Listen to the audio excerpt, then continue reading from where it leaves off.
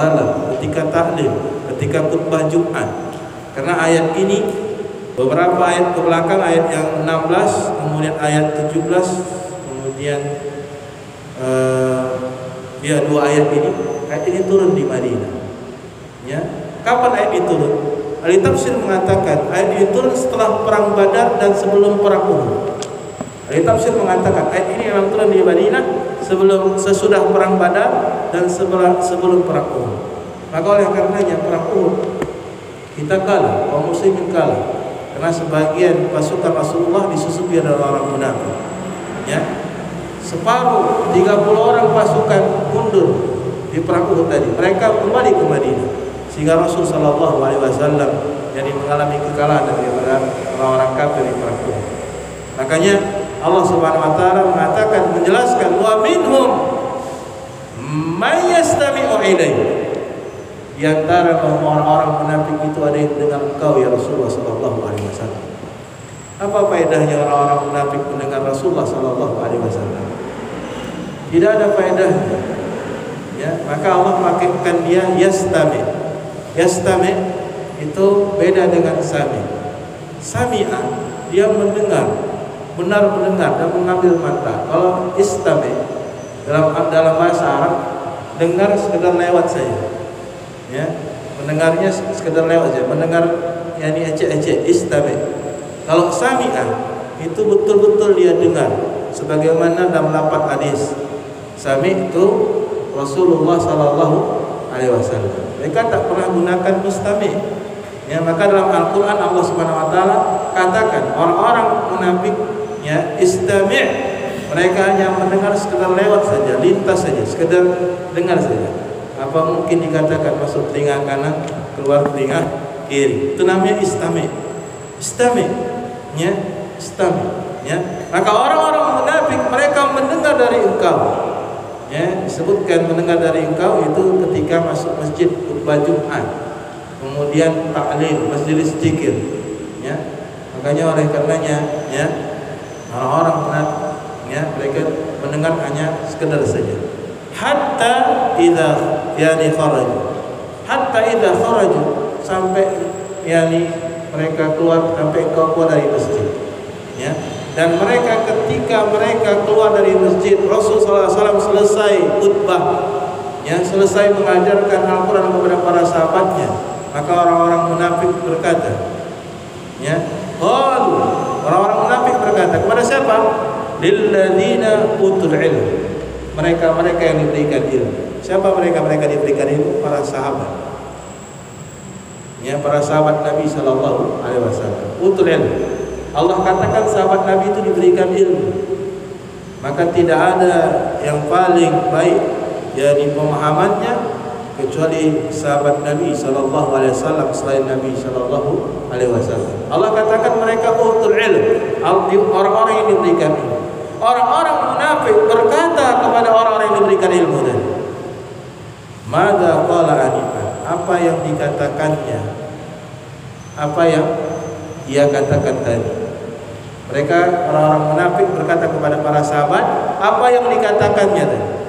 Ini bentuk, kata ahli tafsir, kenapa orang-orang munafik berkata kepada para sahabat demikian walaupun mereka mendengar di majelis Nabi sallallahu alaihi wasallam Al-Qur'an tadi, karena mereka ingin memberikan tasykik, keraguan-raguan di hati para sahabat.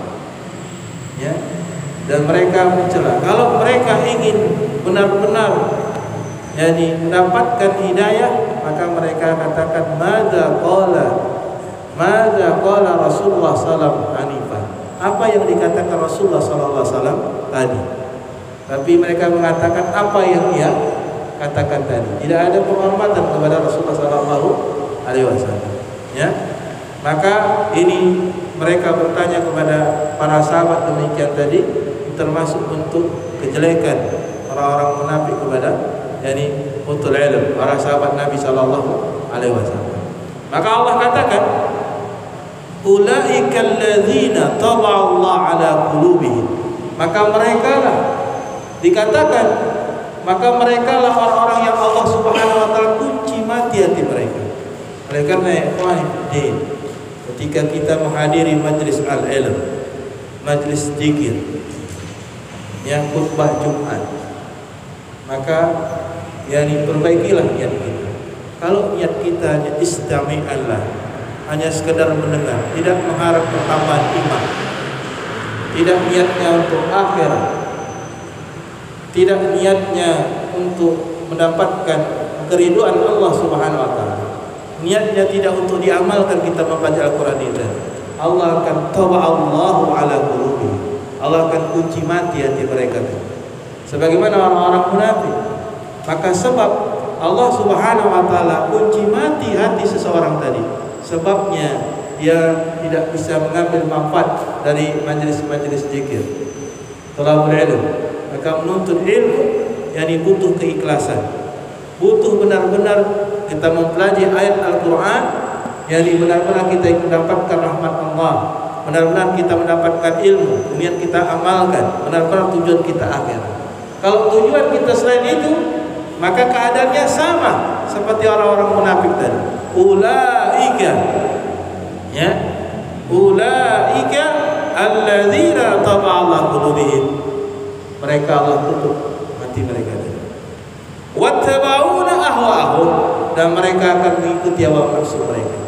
Oleh karenanya, ikhwani fiddin rahimani wa rahimakumullah, kalau kita datang ke majelis zikir, pengajian, taklim dan tausiah dan sebagainya, jadi benar-benar tujuannya adalah untuk mendapatkan ilmu, untuk menghilangkan kejahilan, untuk mengamalkan ilmu tadi, untuk menambah iman kita, maka pasti Allah akan berikan hidayah.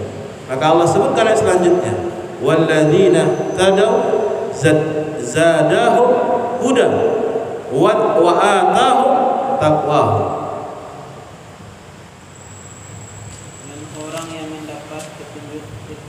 Dan orang yang mendapat petunjuk, Allah menambahkan petunjuk kepada mereka dan memberikan kepada mereka balasan ketakwaan. Ya, Masya Allah. Jadi kalau seandainya bapak-bapak kita kumpul di majelis al-ilm, mempelajari Al-Quran, mempelajari maknanya, tujuannya adalah untuk mendapatkan ilmu, menghilangkan kejahilan, menambah iman kita, jadi kembali ke akhirat, kembali kepada Allah Subhanahu wa taala, maka Allah akan tambah hidayah. Allah Subhanahu wa taala akan tambah petunjuknya kepada kita. Ini salah satu sebab Allah Subhanahu wa taala menambahkan petunjuk kepada kita. Oleh karenanya hidayah sangat dibutuhkan oleh kita. Makanya di dalam salat selalu diulang-ulang, ihdinas siratal mustaqim, tunjukilah kami jalan yang lurus. Jalan yang lurus itu perlu kita minta kepada Allah Subhanahu wa taala, jalan hidayah, jalan hidayah. Maka oleh karenanya, kalau memang niat kita benar menghadiri majelis zikir, menghadiri majelis ilmu, mempelajari untuk menambah ilmu, kemudian menghilangkan kejahilan, mengharapkan pahala Allah Subhanahu wa taala, dan benar-benar mengharapkan akhirat, maka Allah akan ilhamkan di hati kita bertambahnya iman kita kepada Allah Subhanahu wa taala. Karena Allah tambahkan.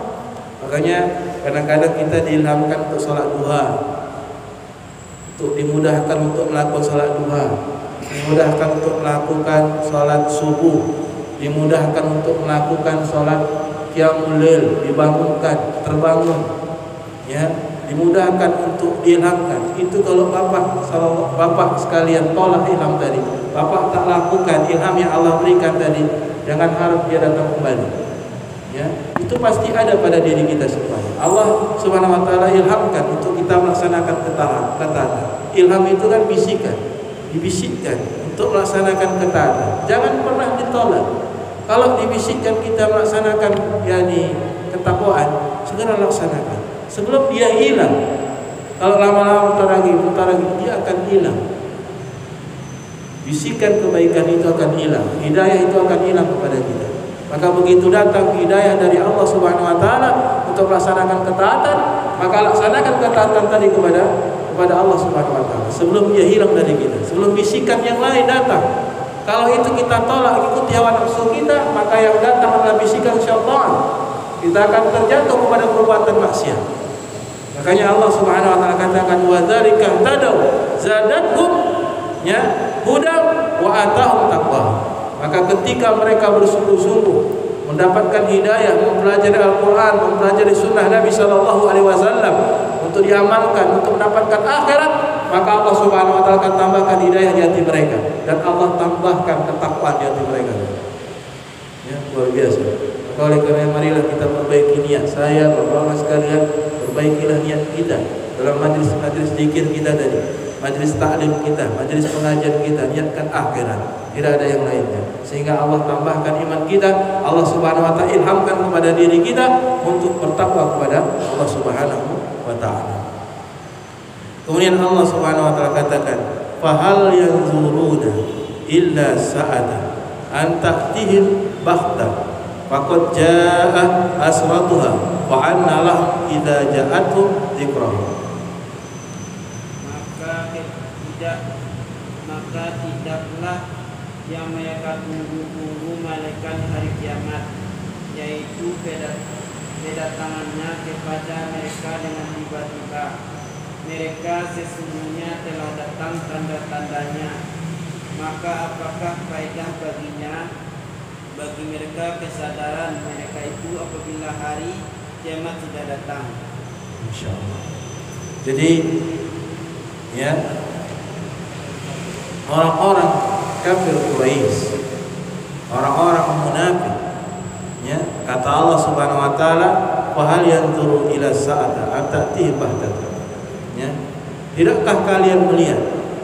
Mereka tidak akan melihat. Orang-orang kafir dan munafikin itu tidak akan melihat kecuali yang mereka lihat adalah saat hari kiamat. Ya, hari kiamat. Ya, saat antabtihi bahtatan. Ya, dan kiamat itu akan datang dengan tiba-tiba. Ya, kemudian Allah Subhanahu Wa Taala faqad jaa asratuha. Maka telah datang, yakni alamatnya, tanda-tandanya. Maksud di sini asratuha, yakni tanda-tanda kecil maupun tanda-tanda besar. Namun ahli tafsir mengatakan karena pakai lafaz asratuha, ahli tafsir mengatakan yang dimaksud di sini adalah tanda-tanda kiamat kecil, tidak yang besar. Telah datang asratuha. Apa tanda-tanda yang kecil yang tampak pada kita? Yani bu'isat Nabi sallallahu alaihi wasallam. Maka kata Nabi sallallahu alaihi wasallam, tidaklah aku diutus melainkan sebagai tanda-tanda yang akan terjadi hari kiamat. Maka diutusnya Nabi sallallahu alaihi wasallam 1500 tahun yang lalu Hijriah. 1500 tahun yang lalu diutus Nabi sallallahu alaihi wasallam. Ya, tidaklah diutus Nabi SAW dengan hari kiamat, kata Nabi SAW, kalhatai, seperti ini. Berarti kiamat sangat dekat. Kalau Nabi SAW telah diutus di muka bumi ini, maka kiamat insya Allah tak lama lagi dekat. Ya, itu dia. Asratuhanya jelas. Kemudian isaqatul qamar, terbelahnya bulan. Nabi SAW dalam hadis yang sahih Bukhari dan Muslim membelah bulan di depan orang-orang kafir. Ya, itu tanda hari kiamat. Maka diutusnya Nabi SAW di muka bumi ini itu sudah tanda hari kiamat yang amat jelas. Karena Nabi SAW mengatakan tidaklah aku diutus dengan hari kiamat kecuali kalhatain, berarti dekat. Ya. Begitu diutus kemudian terjadi hari kiamat. Tidak lama lagi. Akan tetapi terjadinya hari kiamat itu dengan tiba-tiba. Tapi setelah melakukan disebutkan faqad jaa asratuha, telah datang alamat-alamatnya dulu. Alamat apa yang masuk? Alamat kecil maupun alamat besar. Kalau alamat kecil sudah semua kita saksikan. Alamat kecil. Tinggal alamat besar saja. Ya. Alamat yang besar saja. Kalau alamat kecil sudah. Ya. Sudah kita lihat semuanya. Diutusnya Nabi sallallahu alaihi wasallam, terbelahnya bulan, ya, kejadian akhir zaman. Sebutkan la ta'ti sa'atah, la taqumu sa'ah, tidaklah akan terjadi hari kiamat kecuali yakni terjadinya banyak pembunuhan. Sudah kita lihat, tidaklah terjadi hari kiamat kecuali banyaknya gempa. Gempa di mana-mana. Ya, banyak gempa. Yang sampai datang gempa yang besar, ya, banyak sudah kita lihat. Maka orang-orang kafir wal munafikin, ya, mereka akan melihat terjadinya hari kiamat itu dengan tiba-tiba, ya, dan telah datang kepadanya ciri-cirinya. Ya, fa'anna lahum idza ja'ahum dzikrahum, apakah mereka sadar ketika mereka ingat tentang hal tersebut? Sama sekali orang-orang kafir munafik tidak akan pernah sadar. Mereka tidak pernah akan sadar. Tidak akan pernah. Kenapa? Taba Allah qulubuhum, hati mereka sudah ditutup. Wattaba'a hawa, dan telah mengikuti hawa nafsu mereka tadi. Kemudian Allah Subhanahu wa taala tutup ayat ini, wa'lam annahu la ilaha illallah wastaghfir li dzambik walil mu'minin wal mu'minat wallahu ya'lamu mutaqallabakum wa maswaakum. Maka ketahuilah bahwa sesungguhnya tidak ada ilah yang berhak diibadahi selain Allah, dan mohon ampunlah bagi dosamu dan bagi dosa orang-orang mukmin, laki-laki dan perempuan, dan Allah mengetahui tempatmu berusaha dan tempat tinggalmu. Masya Allah. Ayat ini jelas menunjukkan al-ilmu qabla al-amal. Dan ayat ini menjelaskan kepada kita bahwasannya wajibnya berilmu sebelum beramal. Makanya ayat ini disebutkan dalam Sahih Bukhari. Imam Bukhari membuat bab al-ilmu qabla al-amal. Ilmu sebelum beramal. Kemudian beliau berdalil dengan surat Muhammad ayat yang ke 19 ini. Fa'lam annahu la ilaha illallah wastaghfir dzambik. Berilmulah bahwasannya tidak ada ilah yang berhak diibadahi kecuali Allah Subhanahu wa taala. Maka kita wajib berilmu. Ya, wajib berilmu sebelum beramal. Maka ilmu yang paling utama dan asasi adalah ilmu tauhid. Kita wajib berilmu dengan ilmu tauhid sehingga menyelamatkan akidah kita. Ya. Karena tauhid itu adalah benteng daripada kesyirikan. Karena kalau seorang hamba jatuh kepada kesyirikan, maka kemungkinan dia tidak akan selamat daripada api neraka. Maka berilmulah bahwasannya tidak ada ilah yang berhak ibadahi kecuali Allah. Kemudian Allah Subhanahu wa taala katakan wastaghfir dzambik, yakni berilmu dan beramal. Mana dalilnya? Dalilnya berilmu tadi sudah, kemudian beramal mana? Wastaghfir dzambik. Setelah berilmu mohon ampun akan dosa-dosa. Ini menunjukkan kata ahli tafsir bahwa apa sekalian, ahli tafsir mengatakan bahwa bagaimanapun mahma tingginya ilmu seseorang tadi, jayanya ilmunya dia, kuatnya ilmunya dia, namun tidak sempurna dalam mengamalkannya, maka manusia itu penuh dengan kealpaan, manusia itu penuh dengan kesalahan, manusia itu penuh dengan dosa. Ya, ini menunjukkan karena disebutkan ketika dia berilmu bahwasannya tiada ilah yang berhak diibadahi kecuali Allah Subhanahu wa taala, wastaghfir dzambik, maka minta ampunlah kepada Allah akan dosa-dosa. Ahli tafsir mengatakan bagaimanapun dia seorang alim rabbani, alim kabir, alim besar, ustaz besar, kiai besar, syekh besar, lam tahkaki kamal ilmu, dia tidak akan bisa sempurna dalam menerapkan ilmu yang dia dapati. Ini dia. Karena Allah katakan wastaghfir lidzambik. Nabi Muhammad SAW saja Allah suruh kita ampunkan dosa-dosanya. Ya, bagaimanapun ilmu seseorang tidak akan terlepas daripada kesempurnaan. Dia pasti jatuh kepada kesalahan. Saya pasti jatuh kepada dosa.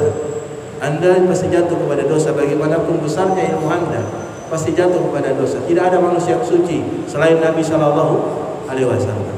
Ya, maka oleh karena minta ampunlah kepada Allah Subhanahu Wa Taala. Walil mu'minin, ya, kita mendoakan ampun kepada saudara-saudara kita orang-orang yang beriman. Wal mu'minat, dan kepada wanita-wanita yang beriman. Kemudian Allah Subhanahu Wa Taala katakan setelah Allah jelaskan wajibnya berilmu sebelum beramal dan wajibnya kita mengamalkan ilmu. Dan Allah jelaskan bagaimanapun tingginya ilmu kita, kita tidak akan sempurna menerapkan ilmu kita tadi di dunia ini. Kita disuruh beristighfar dengan dosa-dosa kita. Pasti jatuh kita kepada dosa. Pasti jatuh kita kepada kesalahan dan kekurangan. Allah katakan, wallahu ya'lamu mutaqallabakum wa maswaakum. Allah mengetahui gerak-gerik kita. Allah mengetahui antum salat zuhur. Allah mengetahui antum salat maghrib. Allah mengetahui antum belajar tafsir. Allah mengetahui antum salat subuh. Allah mengetahui antum buat maksiat. Auzubillah min dzalik. Allah mengetahui kita buat dosa. Allah Subhanahu wa taala mengetahui berbaring kita, bolak-balik kita kemana saja. Allah Subhanahu wa taala mengetahui. Allah mengetahui isi hati kita. Allah mengetahui segalanya. Allah Subhanahu wa taala, tidak ada yang Allah Subhanahu wa taala luput atas diri kita.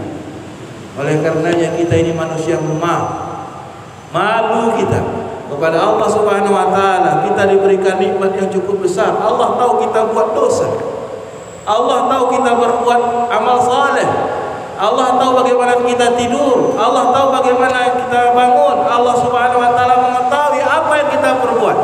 Wa maswaakum, ya, dan Allah tahu bagaimana wa maswaakum dikatakan oleh ahli tafsir,